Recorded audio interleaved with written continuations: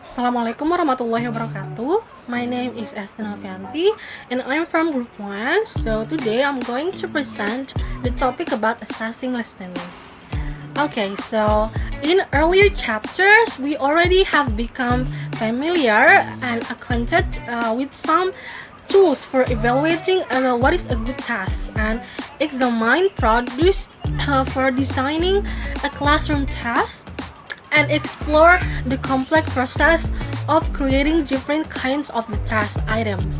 Now, in this assessing listening, we will focus and will shift away from the standardized testing into focusing onto the level at which we'll usually work the day-to-day classroom assessment of listening, speaking, reading, and writing, since this is the level at which we'll most frequently have the opportunity to apply principles of assessment.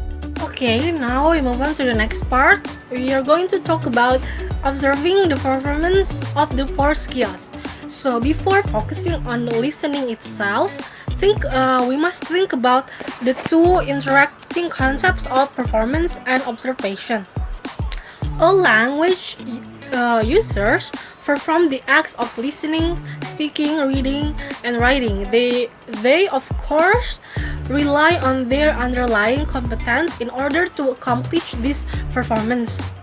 When we propose to assess someone's ability in one or a combination of the four skills, we assess that person's competence, but we observe the person's performance. Sometimes the performance doesn't indicate true competence.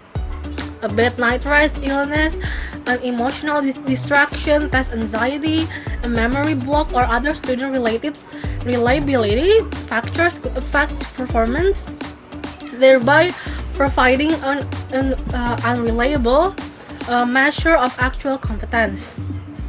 So, one important principle for assessing a learner's competence is to consider the fallibility of the results of a single performance, such as that produced in a task. As with any attempt at measurement, it is our obligation as a teacher to triangulate the measurements, and we must consider at least two or more performance and or context before drawing a conclusion that could take the form of one or more of the designs that you can show in the PowerPoint.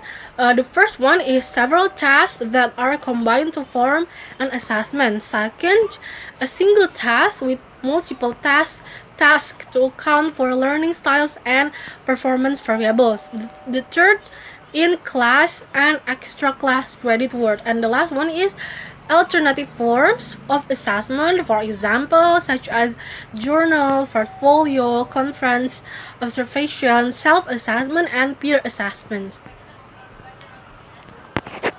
Okay, and then a second principle is one that we as a teachers often forget. We must rely as much as possible on observable performance in our assessment of students. Observable means being able to see or hear the performance of the learner, and then is observable among the four skills of listening, speaking, reading, and writing. And we all know that listening performance itself is the invisible, inaudible process of internalizing meaning from the auditory signals being transmitted to the ear and brain. Or we may argue that the product of listening is a spoken or written response from the student that indicates correct or incorrect auditory processing. Again, the product of listening and reading is not the spoken or written response. The little portable MRI scanners to detect meaningful intake. It is impossible to observe the product. We observe only the result of the meaningful input in the form of spoken or written output. Just as we observe the result of the wind by noticing trees waving back and forth. And the productive skills of speaking and writing allow us to hear and see the process as it is performed. Writing gives us a permanent product in the form of written pieces. But unless we have a recorded speech, there is no permanent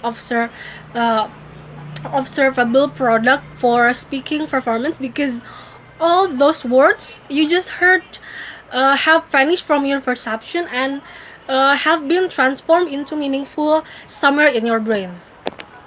Okay, while the receptive skills then are clearly the more enigmatic of the two modes of performance. We cannot observe the actual act of learners only while they are listening or reading.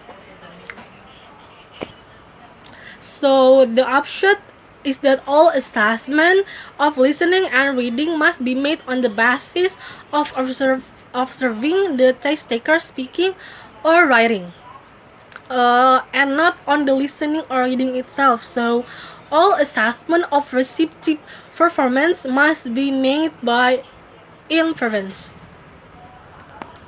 Okay, next we going to talk about the importance of listening. And every teacher of language knows that one's oral production ability, other than monologue speeches, reading aloud, and the like, is only as good as one listening comprehension ability. But of even further impact is the likelihood that input in the oral mode accounts for a large proportion of successful language acquisition. In a typical day, we do measurable more listening than speaking, with the exception of one or two of your friends who may non-stop speak. Whether in the production is quantitable terms of time, numbers of word, effort, and attention. We therefore need to pay more attention to listening as a mode of performance for assessment in the classroom. So I think that's all for me. Thank you so much.